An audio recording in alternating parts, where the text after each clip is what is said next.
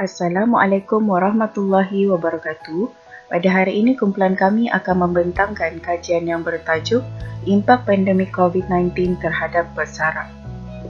Yang pertama, kami akan menerangkan latar belakang, kemudian permasalahan kajian dan diikuti dengan metodologi kajian.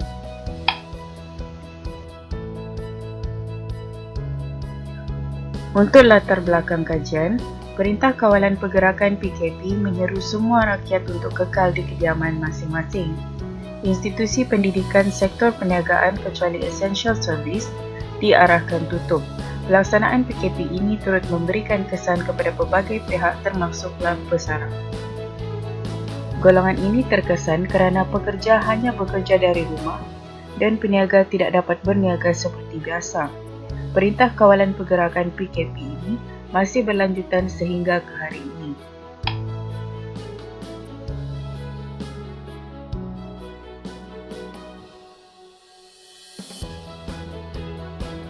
Menurut WHO, penyakit coronavirus atau lebih dikenali sebagai COVID-19 merupakan salah satu penyakit berjangkit yang baru dikesan kewujudannya pada akhir 2019.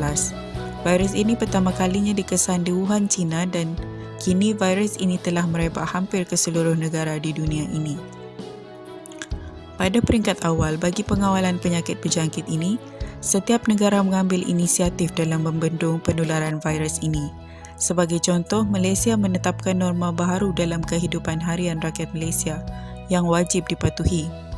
Oleh itu, kewujudan PKP menyeru semua rakyat untuk kekal di kediaman masing-masing.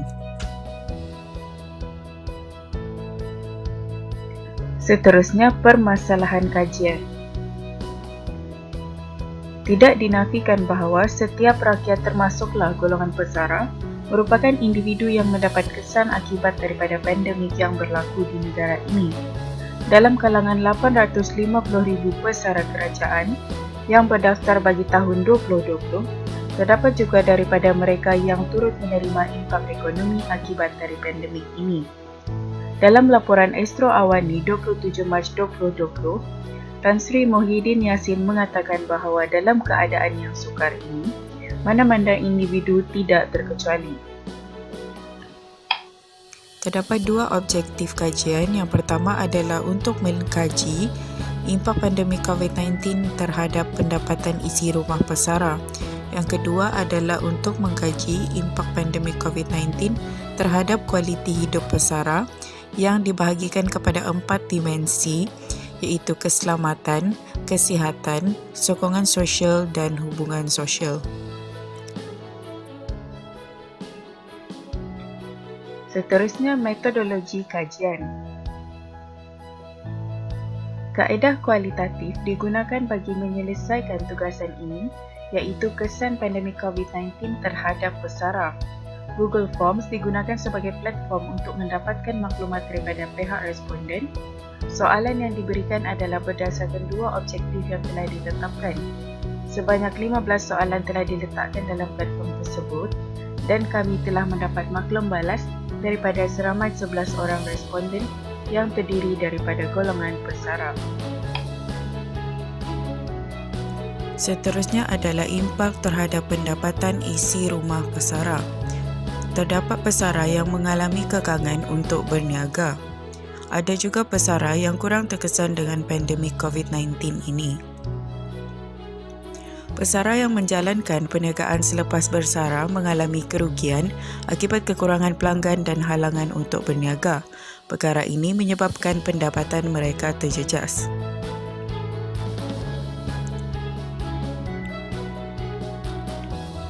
Walau bagaimanapun, terdapat pesara yang tidak begitu terkesan dengan kehadiran pandemik ini kerana mereka hanya bergantung kepada duit pencen yang diperolehi setiap bulan sama seperti biasa.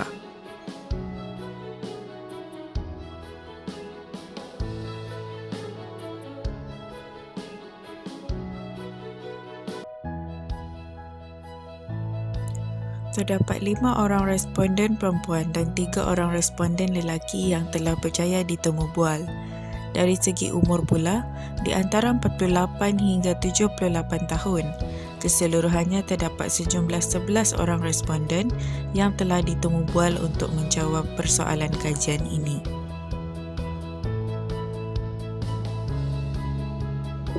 Seterusnya, kesan kepada kualiti hidup. Aspek kesan dilihat daripada 4 dimensi. Yang pertama adalah kesihatan, yang kedua sokongan sosial, yang ketiga keselamatan, dan yang keempat hubungan sosial.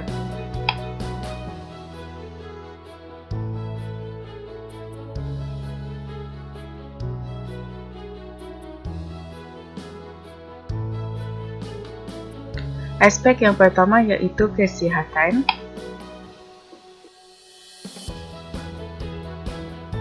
Impak kepada kesihatan, yang pertama meningkatkan kesedaran berkaitan kesihatan dan kebersihan. Kebanyakan pesara merupakan golongan yang berusia dan terdedah kepada pelbagai risiko penyakit. Oleh itu, kehadiran COVID-19 menyebabkan golongan pesara ini memberi lebih perhatian dalam menitik beratkan hal-hal kesihatan dan kebersihan.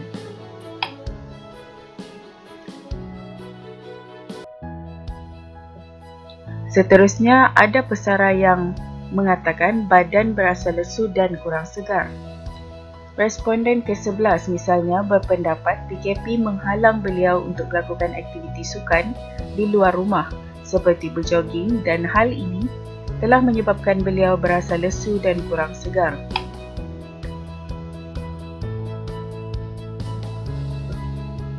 Impak yang seterusnya, keperluan perubatan bertambah.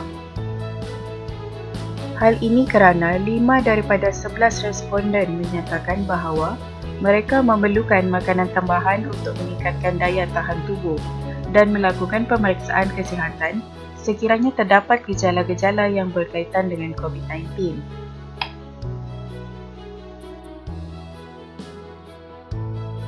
Seterusnya adalah aspek sokongan sosial.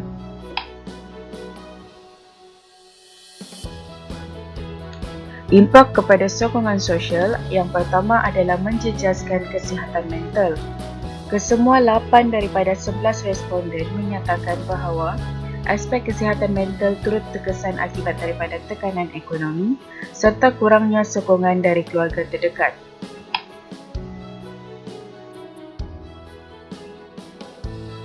Impak yang kedua ialah sukar mencapai perancangan tahunan.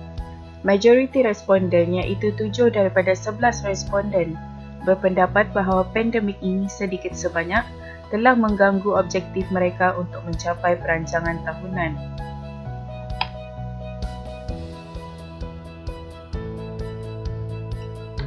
Aspek seterusnya adalah aspek keselamatan. Keselamatan daripada penularan virus COVID-19. Impak aspek keselamatan diri, khususnya dalam mengelakkan penularan penyakit berjangkit seperti COVID-19 ini, merupakan isu utama semasa pandemik.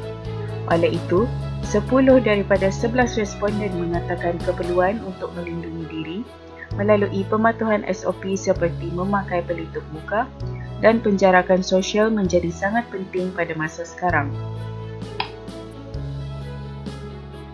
Impak yang seterusnya iaitu penyebaran maklumat palsu semakin berleluasa. Penyebaran maklumat palsu bukan sahaja mencetuskan panik, malah terdapat saluran sumbangan kewangan palsu secara digital yang mempengaruhi keselamatan data dan wang pengguna menurut responden yang ke-11.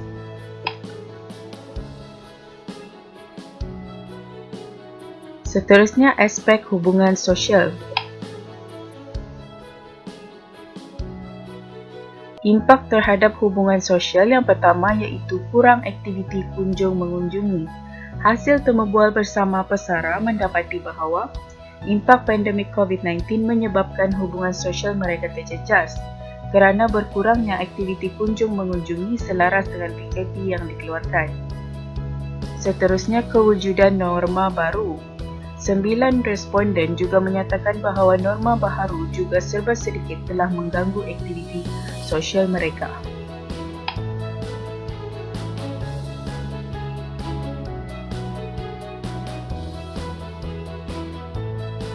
Secara keseluruhannya dapat dilihat dari segi impak, bahawa impak pandemik COVID-19 terhadap kualiti hidup, khususnya dalam aspek kesihatan, merupakan aspek yang paling terkesan hebat akibat kewujudan pandemik ini, di mana hasil temu bual telah menunjukkan bahawa kesemua responden, iaitu 11 responden turut merasakan impak yang sama.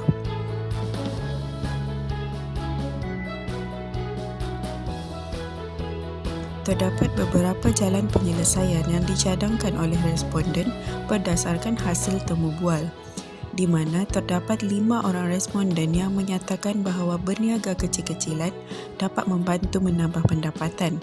Seterusnya, terdapat 2 orang responden yang menyatakan bahawa berjimat cermat serta menggunakan aplikasi perniagaan secara atas talian dapat menambahkan hasil pendapatan mereka semasa pandemik COVID-19.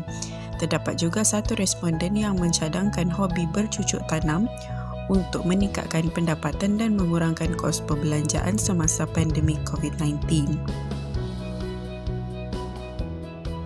Seterusnya, dari segi langkah penyelesaian bagi pendapatan isi rumah yang terjejas akibat COVID-19, langkah yang pertama iaitu sumbangan dan bantuan keperluan asas.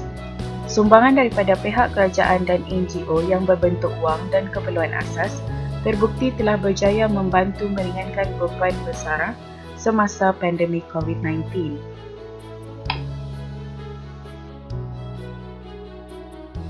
Seterusnya, penggunaan perniagaan digital. Terdapat 2 orang responden yang menyatakan bahawa penggunaan aplikasi perniagaan secara atas talian dapat membantu peniaga menjalankan perniagaan semasa pandemik COVID-19 menurut responden ke-10 dan ke-11.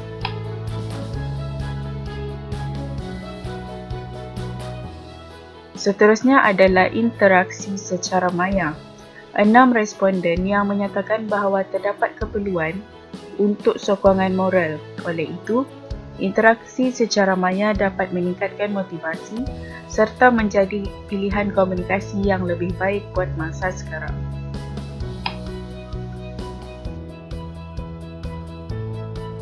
Langkah yang seterusnya adalah berjimat cermat. Hal ini kerana menurut kebanyakan responden, mereka memerlukan makanan tambahan untuk meningkatkan daya tahan tubuh dan melakukan pemeriksaan kesihatan sehingga terdapat gejala-gejala yang berkaitan dengan COVID. Oleh itu, perlunya berjimat cermat kerana keperluan kewangan semakin meningkat.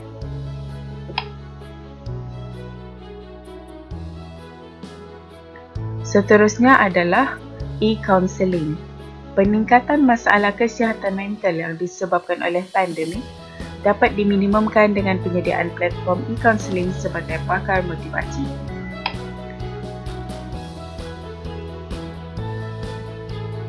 Langkah yang seterusnya adalah melakukan senaman ringan di rumah. Responden ke-10 menyatakan melakukan senaman ringan dapat meningkatkan tahap kesihatan individu sepanjang tempoh PKP ini. Seterusnya adalah bercucuk tanam. Bercucuk tanam membantu untuk menghilangkan stres serta meningkatkan produktiviti semasa berada di rumah menurut responden yang kedua. Oleh itu, masyarakat disarankan untuk mencuba hobi baru seperti ini yang berfaedah.